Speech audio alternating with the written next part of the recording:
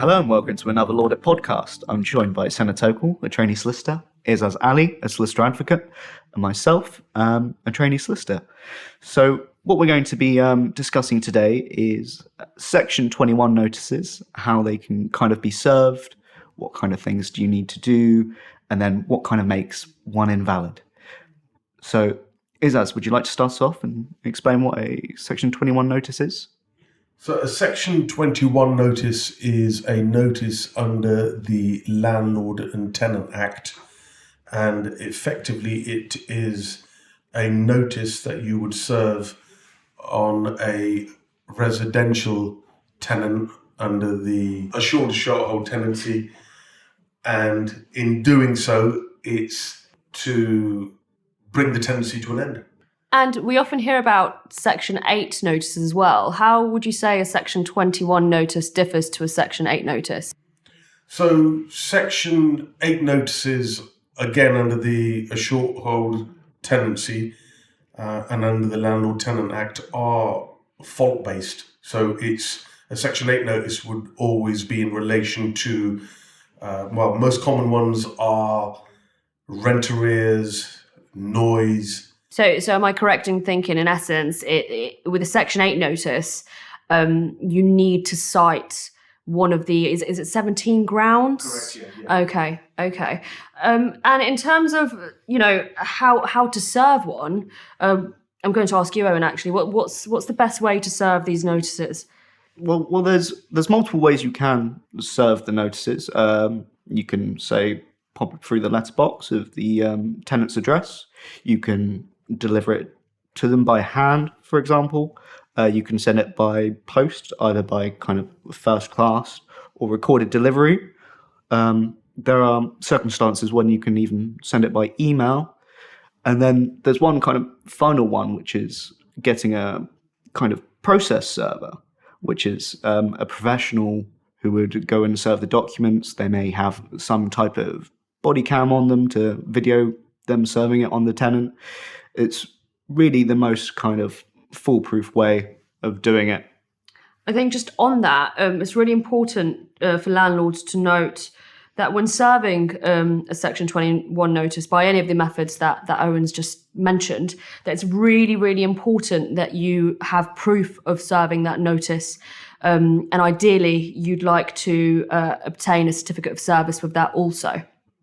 Correct, yes. So the certificate of service is essentially a form. You can download that form from one of the .gov websites, and you'll effectively fill that form in and set out the date and the method of service, and it'll have in the notes section the provisions that relate to when the deemed service took place. And again, that's important because, just as a sort of simplified example based on what Owen mentioned earlier, if you sent the notice by first class post, and that's probably the most common way, if you sent it by first class post, it would take 2 working days to arrive. So the notice period in those circumstances will be 2 days. And when you send it by first class post, it's also worthy of note to get something called a certificate of posting, and that's free of charge, a certificate from the post office so you'll hand in the document to them to say, I want to send this through the post. You'll pay the correct postage, and they will issue you a simple receipt, and that receipt will have the date and the time and the address that document was sent to. With the address, it's usually the building number and postcode, and that you would retain as your proof of sending that document, because by and large, I'd say well in excess of 90% of the cases that we deal with, you always get a complaint from a tenant in court, and the tenant will always raise this point and say to a judge, I never received this document or that document. So it's always worthwhile keeping that certificate of posting and then producing a copy of that to the court on the issue of whether or not it was sent. And I think, am I correct in thinking at that point, the court will also look at whether the Section 21 notice was served correctly? Because we quite often find that landlords seeking advice on that, don't we? They quite often either serve it incorrectly, which makes it invalid, or just sometimes, use the completely wrong form. Yeah, I mean, in essence, that's correct, because some landlords effectively are using an older notice, and they seem to think that the notices haven't changed. This is more or less right, and they'll serve that notice. But another lawyer or housing officer that's looking at this would essentially pick up on this, and then the tenant wouldn't need to do anything or alert the landlord with regard to that. They would simply wait for the case, if it then went on to the landlord seeking possession through the courts, for the case to be listed. And then once the case is listed, they would raise this with a deputy district judge or district judge in that regard and say, these are the issues with the notice that you've filed. So what would you say, I'm going to ask you, Owen, actually, what would you say the most common mistakes we see with people filing Section 21 notices, serving, shall I say?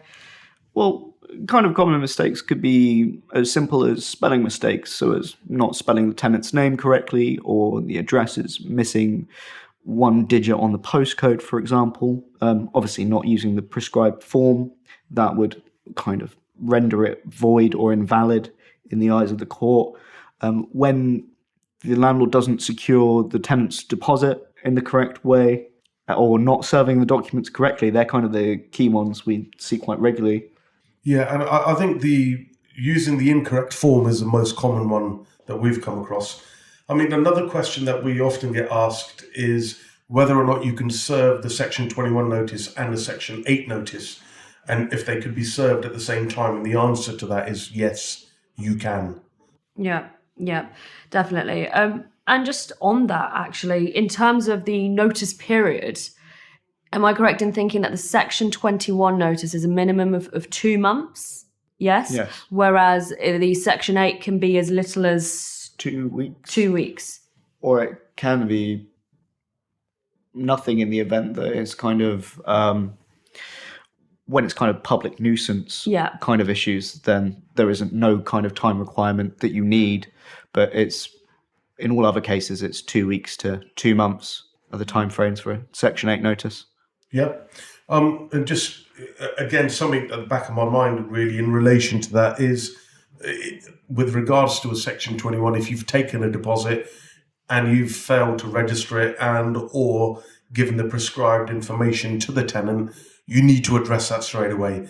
So you must get that information, send it to the tenant, and once you've done that, then you could put in for a Section 21 notice.